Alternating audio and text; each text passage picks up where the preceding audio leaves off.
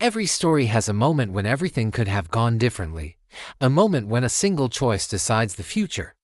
This is the story of Daniel, who learned that trust is the most fragile thing we can ever hold. His hands shook as he held his phone, the sunset painting the world in shades of regret. Just a few months ago, this park bench was their spot. His and Emily's. A place of promises, of shared laughter, of a future that felt as solid as the ground beneath their feet. Looking back, it was a mosaic of perfect moments. Waking up to the smell of coffee she'd made just for him. The way her eyes would light up when he'd walk through the door after a long day. Their evenings were a comfortable routine, filled with shared stories and quiet companionship. They didn't just live together, they built a life together. Every glance, every touch, every inside joke was a thread in the tapestry of their connection. It was real, it was warm, and Daniel believed it was unbreakable. He felt safe in their world, a bubble of genuine affection that nothing could penetrate. Their friends saw it, their families saw it. They were the couple everyone looked up to, the ones who had found that rare, effortless love. But then, something shifted. It wasn't a sudden storm, but a slow, creeping fog. It started with the smallest things. A message would pop up on his phone, and instead of sharing the funny meme or the update from a friend, he'd quickly lock the screen. He'd say he was working late, but the explanation would feel thin. He started avoiding questions, not with lies, but with deflections. "It's nothing," he'd say, or "just busy with work." Each little secret was a stone he put in his pocket, and soon, the weight became noticeable. He was there, but he wasn't present. His laughter didn't quite reach his eyes anymore. The easy flow of their conversations became strained, punctuated by silences that felt heavier than words. Emily felt it, of course. She was intuitive, attuned to the rhythm of their life together. She noticed the slight hesitation before he kissed her goodbye. She saw the way his shoulders tensed when his phone buzzed. She felt him pulling away, creating a space between them that hadn't been there before. She didn't know why. There were no clues, no evidence of anything wrong, just a profound and unsettling shift in the emotional landscape of their home. She tried to bridge the gap, asking if everything was okay, if he was stressed, if she had done something. But Daniel would just offer reassurances that sounded hollow even to his own ears. The more she reached out, the more he retreated into his own world, a fortress built of unspoken anxieties. He was caught in a trap of his own making. The secret wasn't some grand betrayal, not in the way most people would think. It was a mistake, a poor judgment call he'd made weeks ago, a financial decision he'd hidden from her, fearing her disappointment. He had invested a small portion of their shared savings into a risky venture on a friend's advice, and he'd lost it. It wasn't a life-altering amount, but it was the principle.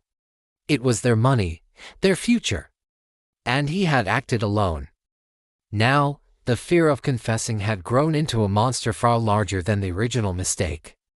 He replayed the conversation in his head 1,000 times, imagining her anger, her loss of respect. He told himself he was protecting her from worry, but he knew, deep down, he was only protecting himself from shame. The silence became his shield, but it was also his prison. Each day, the lie of omission felt heavier, poisoning the very air he breathed, suffocating the love he cherished more than anything. He looked at Emily, this wonderful woman who trusted him completely, and felt like a fraud. The choice was tearing him apart: continue the lie and watch their connection wither, or tell the truth and risk losing her forever. He couldn't live with the silence anymore. It was eating him alive. He found her in the living room, staring out the window, the distance between them feeling like miles. His heart hammered against his ribs. This was it. He walked over, his steps feeling heavy, and sat beside her. He took a deep breath, the words catching in his throat. "Emily," he started, his voice barely a whisper. "I need to tell you something. I haven't been honest with you." He didn't look at her. He couldn't. He just stared at his hands as he confessed everything. Not just about the money, but about the weeks of hiding, the evasiveness, the fear. He explained how he had let his pride and his fear of failure build a wall between them. He admitted that his biggest mistake wasn't losing the money, but losing their trust, one small deception at a time. When he finished, the silence that followed was absolute. He finally risked a glance at her. Her face was a mask, completely unreadable. There was no anger, no tears, just a profound stillness that was more terrifying than any outburst. He had laid his heart bare, and now he could only wait for the verdict. She finally turned to him, her eyes searching his. Then, she said something that shattered his expectations. "I know," she said, her voice calm and steady.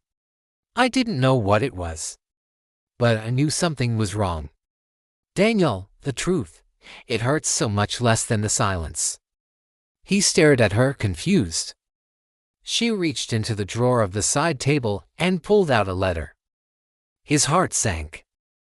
It was her handwriting on the envelope. "I wrote this yesterday," she continued, her voice trembling just slightly. "I was going to leave. Not because I thought you'd done something unforgivable, but because I couldn't live in a house with a ghost. I couldn't live with the feeling that the person I loved was a stranger." Her gaze met his, and in her eyes, he saw not judgment, but a deep, aching sadness. Then, slowly, deliberately, she took the letter and tore it in half, then in half again, letting the pieces fall to the floor like confetti at a funeral. "Your honesty, it changes things," she whispered. "It doesn't fix it, but it's a start." They sat on that bench where it all began. The setting sun a witness to their quiet resolution. The air between them was different now. The tension was gone, replaced by a fragile, tentative hope. They didn't have all the answers. The path ahead would be difficult, paved with the hard work of rebuilding what had been broken, but for the first time in months, they were on the same path, facing the same direction. They had both chosen truth over fear. As they stood up and began to walk away from the bench, their hands found each other, a simple and certain connection. Trust can fall apart in a moment, but with courage, two people can choose to rebuild what once seemed lost. Thanks for watching. If this story resonated with you, consider subscribing for more content about the complexities of human connection.